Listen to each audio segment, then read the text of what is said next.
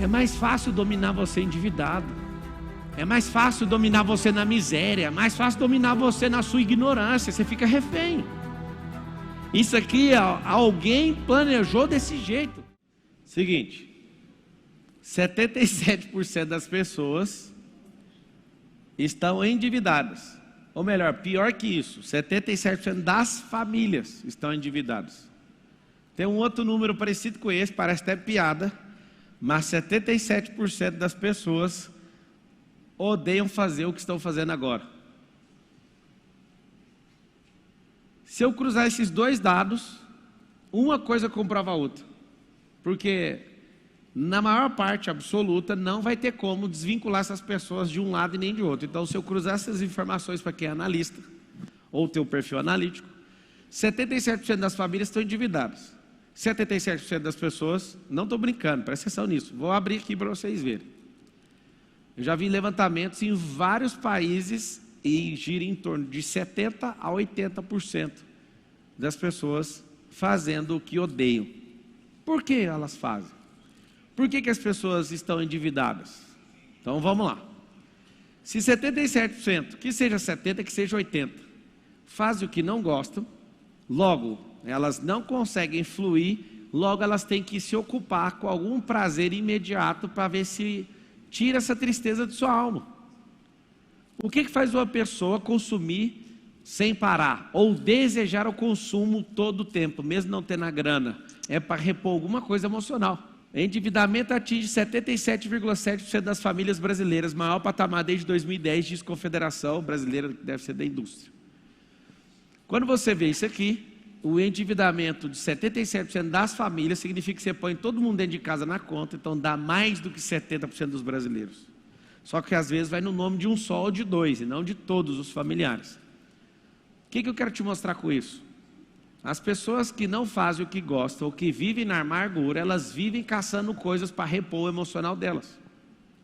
Você que às vezes come descontroladamente, o seu problema é um só. Você não está atrás de comida. Você está atrás de repor emocionalmente esse negócio.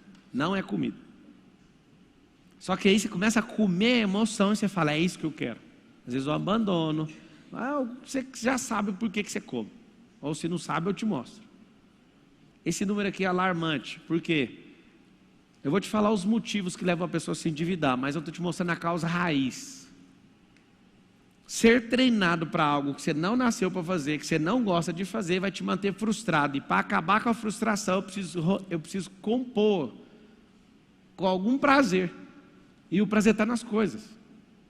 O prazer não está em desfrutar na vida. Não existe a possibilidade de eu trabalhar uma hora nenhuma hora. Porque quando você faz o que gosta, não tem como alguém imputar trabalho para você. Quando você faz o que você foi chamado, não tem como isso ser chamado de trabalho, porque trabalho é castigo. Eu te dou o drive mental do trabalho. Pá, mas eu gosto de ajudar as pessoas. Deixa eu te falar, que nível é esse que você está ajudando pessoas? Eu entendo que você tem que ter uma profissão, para você entrar na escala certinho, mas depois que você dominou isso, para que você vai ficar com isso? Por que você não vai empreender? Empreender dá muito trabalho também, não dá? Mas na hora que você estiver muito bom, por que você não sai disso? Por que você não vai investir? Porque ninguém te ensinou que tem como fazer. Uma pessoa fala para mim, eu estou desempregado tem 2 anos. Eu falo, você é livramento, filho. Caça um trem para vender. E o cara acha uma maldição, fica desempregado. Pá, mas nem todo mundo pode ouvir sua mensagem. Mas se todo mundo pudesse ouvir, tinha 1 bilhão de pessoas assistindo. Esse tanto é o tanto que precisa de ouvir. Esse tanto representa o tanto de transformação que eu já produzi, está tudo certo. O tanto de tráfego que eu gasto, eu estou gastando pouco. Na hora que eu quiser gastar muito, você vai ver o que vai acontecer. É isso aí que tem que ouvir. Se você parou até aqui, a mensagem é para você. Só que você é tão vítima que você fica pensando, mas se o mundo inteiro empreendesse, daí não ia precisar de governo. Se todo mundo empreendesse, queria que todo mundo escrevesse aí para a gente começar a abrir a mente do brasileiro. Se todos empreendessem, não precisaríamos de governo, porque o governo não produz riqueza, ele só toma a riqueza dos outros para dividir com quem não produz. Então nós vamos abandonar quem não produz. Não, vamos ensinar, vamos destravar esse povo. Não é sobre abandono, mas pelo amor de Deus, os caras ficam com a menor parte da riqueza que a gente produz e parece que eles mandam na gente. Nunca. A mentalidade de quem governa uma mente que governa é maior do que todo o governo, federal, estadual e municipal junto. Sabe o que acontece? Não ter sabedoria vai fazer você entrar em jogos de pessoas que nunca questionaram isso. Isso vai fazer você ser infeliz. Meu pai estava com alguma maldade no coração dele? Não, foi isso que ele aprendeu. Você precisa ter estabilidade. Aí eu peguei outro caminho e fui trabalhar numa grande empresa. Aí comecei a ganhar um bom salário. Aí um dia eu falei para meu pai, pai, eu vou sair daqui. Meu pai quase chorou. Você não para com nada. Eu falei, e o que tem? Você tem que firmar numa coisa. Fiquei 8 anos na empresa e não paro com nada, imagina. Trabalhei 13 anos de carteira assinada para os outros e não paro com nada. Você vê que é a visão de quem está buscando estabilidade. Tipo, seus 8 anos é como se fosse 8 dias. Aí um dia ele falou, eu quero que você vá a lugares que eu não fui, eu quero que você seja médico. Eu falei, da hora. Só tem um problema, pai. Eu não quero o diploma e não vou exercer a profissão. Eu posso ganhar esse apelido carinhosamente, eu posso ser o dono do hospital. Aí, isso é arrogância. Olha que conversa de gente esquisita. Você tem que ser o médico, trabalhador, que não sei o que. Eu falo, não. Eu quero ser o dono do hospital. Aí ele olhava, eu lembro do olhar dele, era do olhar assim, a gente investe tanto numa criança, a criança fazer uma merda dessa. Aí meu pai vinha com outra, ele falava, você tem que ser político. Quando ele ia me visitar na Brasil Telecom, a gente se encontrava na porta.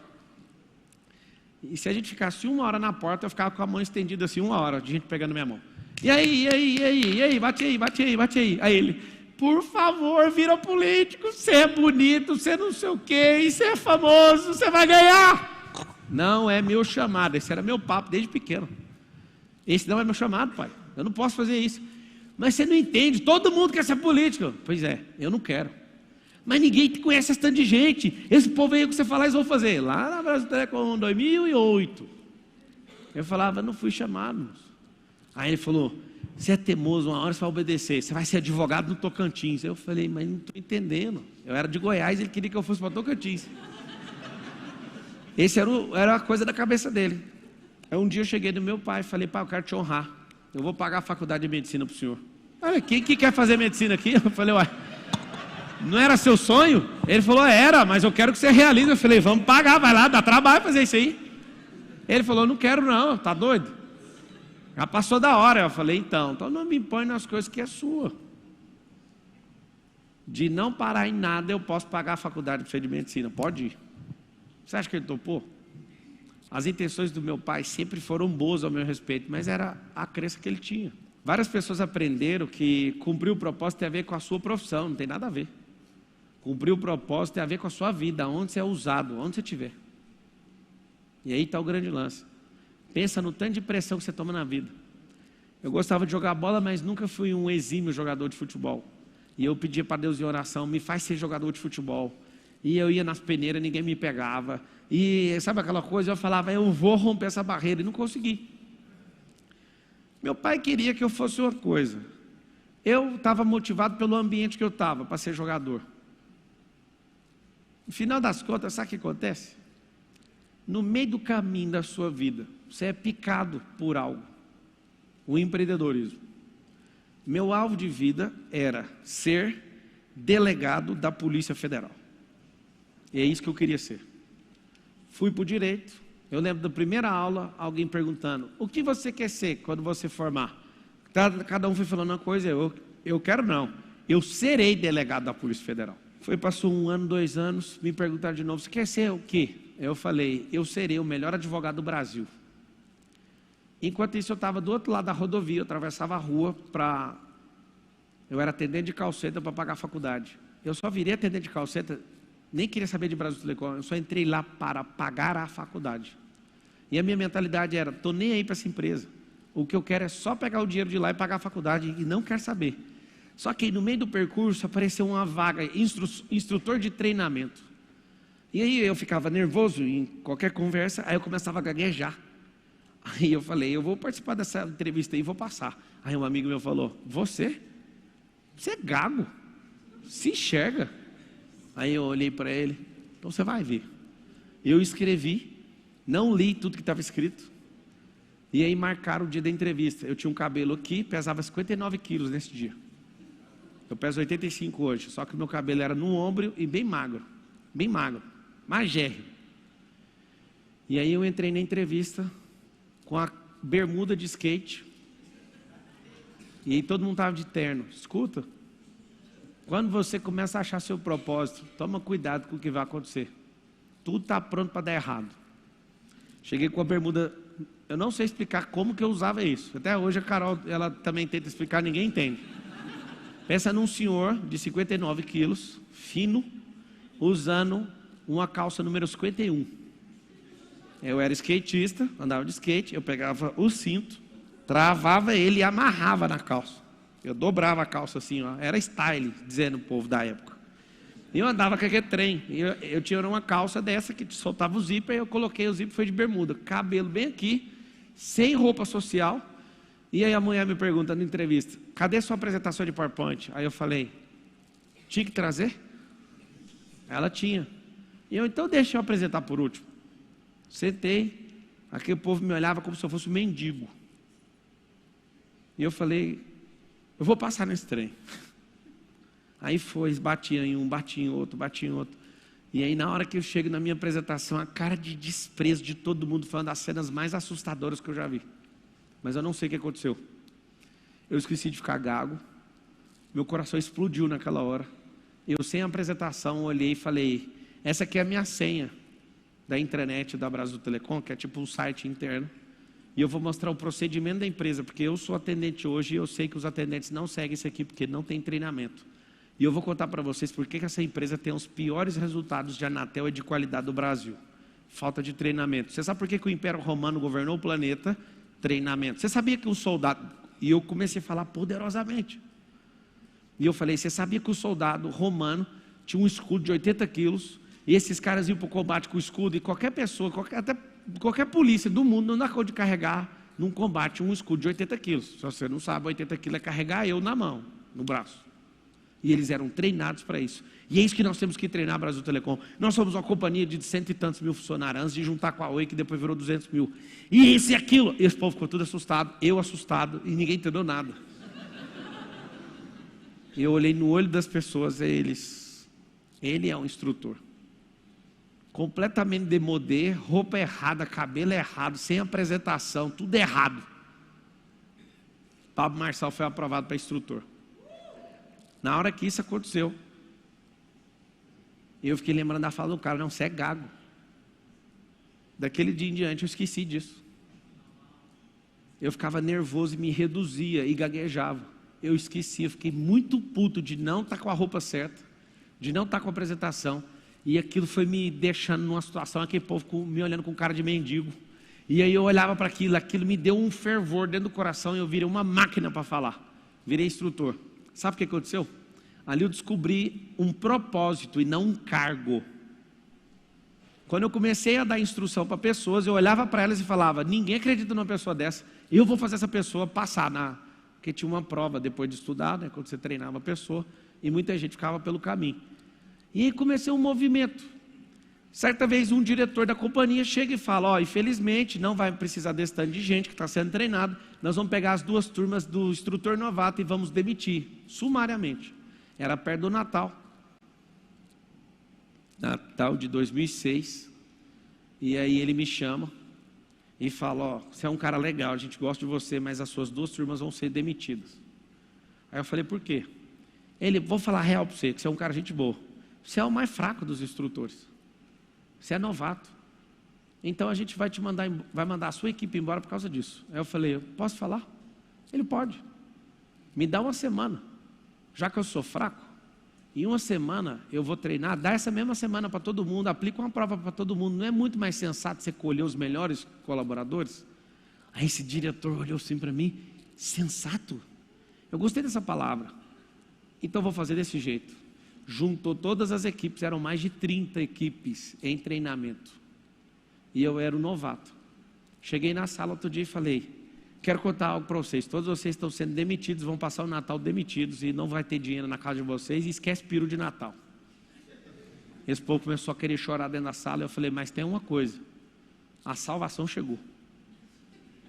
Se vocês chegarem mais cedo, ficar mais tarde, parar com molecagem, entender o que eu estou ensinando, eu vou dar a minha vida por vocês e no final de uma semana vai ter uma prova, eu não esqueço disso. E o Natal de vocês vai ter peru, vai ter os cambal, vocês podem fazer o que vocês quiserem. Só que se vocês não levarem a sério e não estiver aqui no horário que eu falar isso, se vocês ficarem enchendo o saco, eu não vou dar meu melhor. Vocês podem dar o melhor? Aí já está querendo chorar, é o povo. A gente vai dar o melhor. Então tá bom. Por uma semana eu treinei essas pessoas, a única coisa que eu respirava era esse povo. E um monte de gente tapada. Um monte de gente nem entendia, era suporte técnico. Tinha gente que não tinha nem computador, mas eu não entendo. Você vai chegar 3 horas mais cedo. Aí a pessoa, você pode explicar? Você vai chegar 3 horas mais cedo. E eu continuava explicando, você pode vir cedo. Os que não entendiam. Aí chegava, eu me comprometi, matei uma semana de faculdade para ensinar essas pessoas.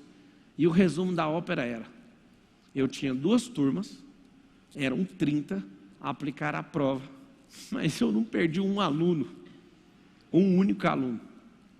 E todos os tapados chegavam 3 horas mais cedo. E eu falava, você vai entender o que é um hub, você vai entender o que é um switch, você vai entender o que é DNS, você vai entender o que está dentro desse troço. E com muito carinho, e a pessoa continuava tapada, eu falava, você vai ficar para depois do horário. Eu não sei de onde eu tirei essa técnica. Eu ia dar na aula e eu via a pessoa realmente. Sabe o que é tapado? Tapado é como se fosse uma casa que alguém prega uma madeira, sabe, uma chapa de madeira na janela, lacra a casa. Isso é uma pessoa tapada. Não é que ela é burra, ela está tapada, tampada. Não tem luz, não tem acesso, ela está fechada. Igual vários de vocês que eu estou vendo aqui. E a melhor parte da vida é você rir disso, que é o máximo que você pode dar. Porque talvez não era nem para entender o que eu falei. Mas significa que alguma fresta abriu, a luz está entrando. E aí você fala, o que ele falou? Não sei, tem um monte de gente rindo. Ah! Os tapados chegavam 3 horas mais cedo. Eu ia destampando as janelas, as portas. Quem não entendia, eu falava, você vai assistir o treinamento normal, que era de 8 horas, você vê o que eu fiz. Quando acabar a carga horária, você fica para depois. Aí eu ficava falando individualmente. Eu dou conta de carregar isso para o resto da minha vida com muita honra. Nenhum tapado se perdeu. Você sabe o segredo? O professor que sobe num palco, numa sala de aula e entra para dar aula, ele é um idiota. Ele tem que olhar para as pessoas e sentir um sinal delas, se elas estão progredindo ou não. Eu confesso para vocês que eu descobri o nome dessa palestra agora. E não há uma única anotação. Vocês podem investigar meu celular. Não sei absolutamente nada que eu vou falar. Depende do olhar de cada um de vocês. Por isso eu fico olhando para todo mundo. E se eu ver que vocês estão fechados para um lado, eu falo, deixa isso para depois. Vamos por aqui. Quando eu estudei teologia, as pessoas falavam assim para mim, você é obrigado a fazer um roteiro da pregação. E eu falava, protesto. Aí a pessoa fala, o que é bonitão? Por que você é o único da história do mundo que estuda teologia que não vai fazer um roteiro, um esboço, o nome? Bonitão, por que você não vai? Eu falei, posso falar mesmo? Pode. Jesus nunca fez um esboço. Jesus chegava, olhava para a pessoa e falava aquilo que ela precisava de ouvir. Então eu me recuso. Pode me reprovar porque eu não vou fazer. Mas está na prova, pode reprovar. Eu não vou fazer. Eu vou no lifestyle, no freestyle. Na hora que você me falar, eu faço a mensagem na hora falando. Mas não vou criar esboço e trazer para vocês aqui não. Eu não acredito nisso. Eu acredito em vida. E vida não precisa de armação teológica nem técnica para isso. Por isso que eu nunca repeti uma turma do MEDP e nunca repetirei. Porque nunca são as mesmas pessoas. Bingo. Por que acontece isso? Eu descobri como que o coração funciona, como o cérebro funciona. Por que você é endividado? Porque você não tem uma mentalidade de produtor nem de desfrutante. Aí você faz o quê? Você precisa de repor pedaços da sua alma que caiu pelo caminho com coisas. Aí você prega com adesivo, com silver tape. E você vai adaptando a sua vida. 80% do país é endividado. Porque um governo comunista não ensina desde pequeno a fazer o quê? Investir, administrar a riqueza, potencializar a receita. Esses caras acabaram de voltar, o que eles fizeram? Estava lá no programa, tem educação financeira. O que eles fizeram? Remove. A minha indignação é que você sabe o nome de um monte de artista de Hollywood, mas não entende os ministérios do país, que são as riquezas que a gente carrega. Você sabe o nome das músicas badaladas que tocam o tempo inteiro, mas não sabe aquilo que foi chamado. Você sabe coisas que são completamente inúteis. É por isso que vai viver endividado. Você bate palma para BBB mas quem é educador, você mete o pau. Você é o primeiro a pegar o teclado e ferrar os outros que querem ensinar. Ah, o vendedor de curso. É claro que tem que vender curso e o país não ensina. Deus te chamou para uma coisa, você fez outra. E o que você pegou para fazer, você não gosta. E ferra os da sua casa. E ferra quem está em volta. E ferra uma geração inteira. Tudo porque não entendeu a identidade e o propósito. Como é que sai das dívidas? Aí colocaram aquela palavra lá, agora. Fala com a boca assim, ó, dívida é um estado emocional. E eu olho para a pessoa, quando ela está nesse estado, ela não acredita que dá conta de sair. E aí tudo começa a ficar ruim. E o pavor, a taxa de ocupação com assuntos que não fazem sentido, faz essa pessoa cada vez mais afundar, cada vez mais nas dívidas. Primeira coisa que eu quero desvincular da sua cabeça é que tem um tipo de dívida boa e qualquer outro tipo é ruim. Anota aí o código da dívida boa. Dívida de alavancagem. Se a dívida é de consumo, é de idiota. O jogo foi desenhado para você ser sempre um idiota, sempre ocupado em fazer isso. Você vem da sua casa, talvez você nunca percebeu, mas você fala, vou me informar, te ensinar a se manter informado, sim ou não? Desde 2016... eu não assisto, eu não leio nenhuma reportagem. Eu estou abismado de fazer o que eu nunca fiz, que é abrir enunciado aqui para ler isso aqui. Porque você respeita isso. Várias pessoas, quando eu falo uma coisa, falam, de onde estão esses dados? Então abra aí, porque o cara não acredita em nada. Mostra que a CNN escreveu, que a sua fé fica maior. Se eu mostro a Bíblia, você não acredita. Mas se a CNN falar, você acredita. Você foi doutrinado para ser bobo desse jeito. Não, a CNN falou, beleza. Aí aquilo você acredita. Se eu falar a mesma coisa, você fala, não, ele está viajando, não é desse tanto aí não. Peraí, está escrito aqui, ó, olha lá na Bíblia, o rico domina sobre o pobre, quem toma emprestado é escravo de quem empresta. Não, a CNN é melhor do que isso aí. 3.000 anos escrito certinho. Não seja como aqueles com um aperto de mãos, empenho. Esse aí eu já li esses versículos, está repetido. Está faltando uma sabedoria aí para caçar os versículos. Seguinte, 2 tipos de dívida. Dívida, consumo versus alavancagem. O que é uma dívida de alavancagem?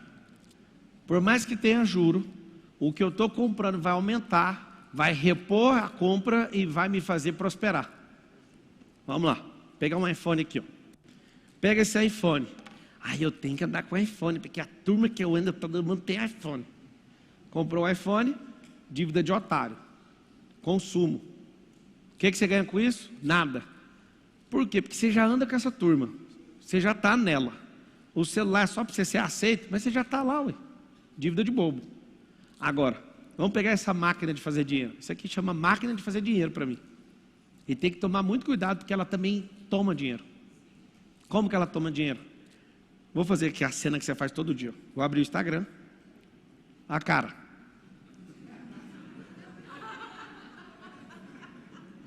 Estou indo no Rios, aqui ó.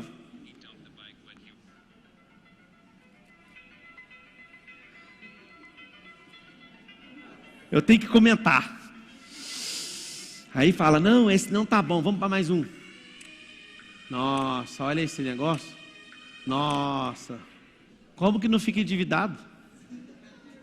Você esquece até o que você se propôs a fazer, ué. Curti demais esse rolê, na moral. Alguém se identificou aí ou não? Fala o livro que você leu essa semana. Fala quantos livros você leu esse ano. Você lê porque tem um cara que não para de aparecer no seu cérebro quando você está dormindo, 4h59, 9 da manhã, 15 horas e 21. É por isso que você está lendo.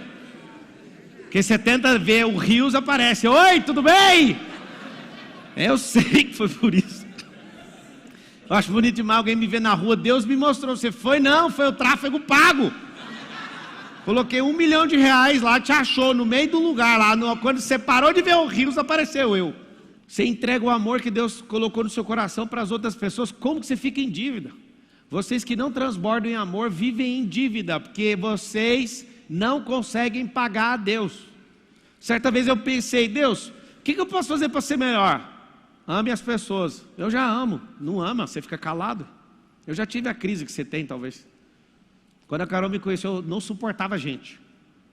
Eu achava o seguinte, ninguém quer fazer nada, ninguém ama a Deus dentro da igreja. Eu falava, não quero contato com esse povo. Eu era muito machucado. Era só gente hipócrita que conversa para lá e para cá. Eu vou gastar minha vida com Deus e não quero saber de gente. Aí um dia eu percebi, isso é um engano. Eu fiquei alguns anos desse jeito. E eu lembro da Carol orando, ai, que ele gosta de gente. Eu estou amarrado em nome de Jesus, eu não gosto, não quero saber de gente nenhuma. Sabe o que acontece? Você vai ficar em dívida com aquilo que Ele te chamou.